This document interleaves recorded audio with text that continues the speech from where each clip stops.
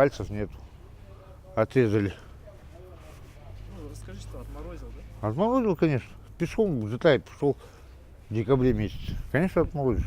Борису 55 лет. Он лицо без определенного места жительства. Официально не имеет собственного жилья. По его словам, в этом виноват близкий родственник. Что сделал дядя, я не знаю. Я пока был в тюряге, он не знает, что сделал. То ли продал, то ли в аренду сдал. Я остался без квартиры. Когда Борис Павлович оказался без дома, он ощутил все тяготы жизни на улице. Зимовать под домом – единственное, что ему оставалось в сложившейся ситуации. Зимой трубы горячие, за это мне не холодно. Я не замерзаю. Одеяло есть, подушки есть, все есть. За это укрываюсь. Вот одна проблема – это деньги заработать, чтобы курить, покушать, что-то купить. Второе время дело холод. Холодно, куда деваться? Подъезд все закрыты. А в основном холод, голод. Здесь я сижу, собираю копейку. Это чтобы можно было купить, что-то покушать, сигареты купить, так далее. Помощь от добрых людей – это пока единственный источник дохода, поскольку инвалиду в пожилом возрасте найти работу нелегко. Куда работать? Меня куда, кто куда возьмет? Я же инвалид, мне куда что, кому и нужно? У Александра родителей нет. Нет никакого жилья. Освободился из исправительного учреждения не так давно. Идти ему некуда. По профессии он огранщик алмазов. Сейчас пытается найти работу. Дали адреса, я сходил туда, но там, тем не менее, мне отказали из-за того, что, из-за судимости. Социальные работники по жилью говорят, что мне нужно устраиваться на работу и снимать жилье. Самому как-то. То есть палка в двух концах. То есть работу не могу найти, соответственно, и жилье снять не могу. При учреждениях Федеральной службы исполнения наказания в Якутии работают 2 производственных училища, в которых осужденные обучаются и получают профессиональное образование. Плотники, столяры, автослесари, механики.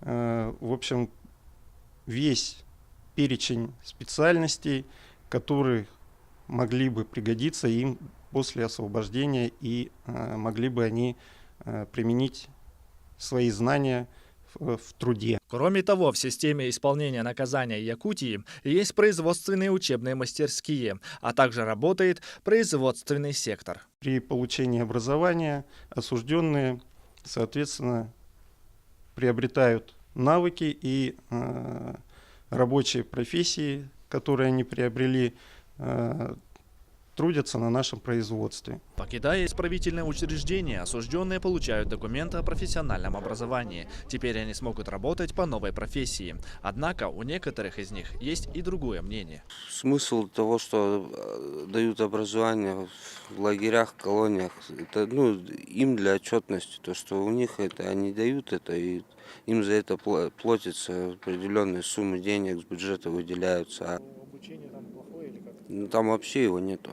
Просто дается бумажка. А на самом деле он этого делать-то не умеет. Он даже понимания не знает, что это. Люди при освобождении мыкаются и не могут найти себе. И у них все наоборот становится сложнее им в жизни. И есть большая вероятность, что освободившиеся заключенные опять заезжают назад, так как им некуда не деваться, как идти опять же на новое преступление, чтобы прокормить себя. Впрочем, есть и такие, кто уверен, судимость не повод опускать руки. Даже судимости, они не мешают никогда. Если человек захочет работать, он найдет себе работу, тем более здоровый. Любую работу. Если видишь, люди стесняются работы. Как дворником идти? Я же буду дворы подметать. Как и людям с глаз смотреть буду. Стесняются этого. А мне лично, работа есть работа. Однако очевидно, что данная ситуация требует правового регулирования. Узнаю, что он судимый. Здесь позиция, нуждается в совершенствовании законодательства. Позиция важна работодателя, как я еще раз повторяю. И кроме того, те граждане, которые в такой трудной жизненной ситуации находятся, они иногда сами не хотят работать. те, кто соблюдает закон, живут, как правило, на улице, а спят там, где тепло, потому что не имеют работы, а значит средств к существованию. Соответственно, не могут позволить себе снять жилье и тем более его купить. Несмотря на то, что места жительства у таких лиц нет, они остаются гражданами России. Если он нарушает общественный порядок, конечно, мы доставим в отдел полиции и составим административный протокол, если он нарушает общественный порядок. А если он не нарушает и живет тихо, мирно под домом, к примеру, ну, ему некуда деваться. Ну, мы выгоним с этого дома, он пойдет в соседний дом. Ну, это же на улице холодно, все-таки зимой тем более. Нарушить его конституционные права не можем, действительно, да. Вот взять, просто так посадить у себя в отделе. В Якутске насчитывается порядка 500 лиц без определенного места жительства. Не все они имеют судимость. Некоторые сами выбирают такой образ жизни. Проверяли их, там, вытаскивали из подъездов, всех этажей, там, выяснялось, что у этого человека есть квартира, есть близкие родственники. Просто близкие родственники, ну, так грубо говоря, его выгнали оттуда. Ну, и он-то сам особо не желает туда идти. Другие попасть в такую ситуацию никак не ожидали. Паспорт потерял, с Алмаза Наваров приехал, и вот сейчас так получилось. С родственниками не могу связаться, телефон украли, документы украли. Может, кто-нибудь знает, будет обращаться. Как вас зовут? Фамилия, имя, отчество? Василий Алексей Владиславович. Многие жители столицы считают, что помогать людям, оставшимся без дома, нужно. Конечно, в первую очередь их жалко. Во-вторых, они же не все вот такими родились. От чего-то они так стали, значит, общество, наверное, должно помогать им.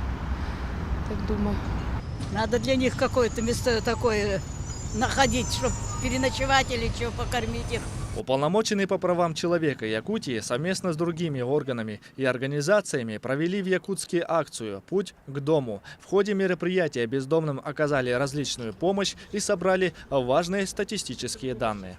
Из тех 43 человек, которых мы анкетировали, там 60% лиц, это которые были ранее судимы. Поэтому на самом деле этой проблемой надо заниматься для того, чтобы у нас, по сути, был порядок в обществе. Чтобы и каждое 4-е преступление совершают лица, которые отбыли наказание в местах лишения свободы. Если вы оказались в трудной жизненной ситуации и стали бездомным, первый шаг – обратиться в реабилитационные центры или общественные организации. Там оказывают медицинскую первичную помощь, оказывают помощь в восстановлении документов, и вы начинаете работать. Если у вас есть желание работать, вы уже можете потом снимать или комнату, или квартиру в аренду. И при его такой твердом желании он может реально начать зарабатывать и вернуться в нормальную жизнь. Общественные организации в Якутске комплексно помогают людям, попавшим в трудную жизненную ситуацию, в том числе бездомным, занимаются их реабилитацией и ресоциализацией. У нас есть сельскохозяйственная реабилитационная коммуна Кабейская Мумуси, село Арылах. Мы там держим большое хозяйство, у нас коровник на 100 голов, большой еврокоровник. И там вот трудоустраиваем людей без определенного места жительства. Помогаем им трудоустроиться, так как и у себя, и в других организациях. В единственном государственном учреждении Якутска ТИАРЭХ бездомные получают кров и еду. С 2015 года учреждение стало стационарного типа с круглосуточным пребыванием людей на 80 койко-мест. При наличии свободных мест принимаем всех желающих, которые именно относятся к этой категории, и на срок до полугода. Отсутствие свободных мест – одна из главных причин, почему бездомных по-прежнему так много на улицах столицы. Эти 80 мест постоянно полные. Ну и проблема в том, что, вот, например, живущий в районе автовокзала или дальше, там, бомж, ему, конечно, не на чем добраться до этого реабилитационного центра. Если бы действительно в нашем городе хотя бы 3 или 4 таких реабилитационных центра были бы в разных частях города, намного, конечно, проще было бы, чтобы привезти их, доставить это все-таки поближе было бы. Борису и Александру повезло. Теперь они живут в реабилитационном центре ТИАРЭХ. Но сколько таких бездомных, которые будут зимовать на улице, не знает никто. Не знаю, что будет. Сейчас, дай бог, инвалидность получу, денежку заберу, квартиру где-нибудь найду. Ну, куда-нибудь на работу. Вот мне сейчас осталось здесь месяц всего проживания в этой социальной службе. Дали определенный срок. Вот этот вот за это время ты должен уже найти себе и жилье, и работу. Но не получается. Та ситуация, когда выбора нет и есть риск вернуться обратно в свою среду. В связи с тем, что, во-первых, у них не решается жилищный вопрос, во-вторых, от них отвернулись все родственники, и в-третьих, они не могут найти работу. В республике нет нормальной антиалкогольной политики. Там одним запретом не помочь. Реабилитационные центры нужны, настоящие. Это проблема с алкоголем тесно связанная. Многое в жизни зависит от самого себя. Многие поступки человека влияют на его жизнь. Только это нужно осознать вовремя. Образ жизни поменять, не курить, не пить. Надо меньше выпивать, в рюмку заглядывать. И все будет по-человечески. Если бы я не пил и не ходил, не шарахался, был бы с ногами. А сейчас инвалид.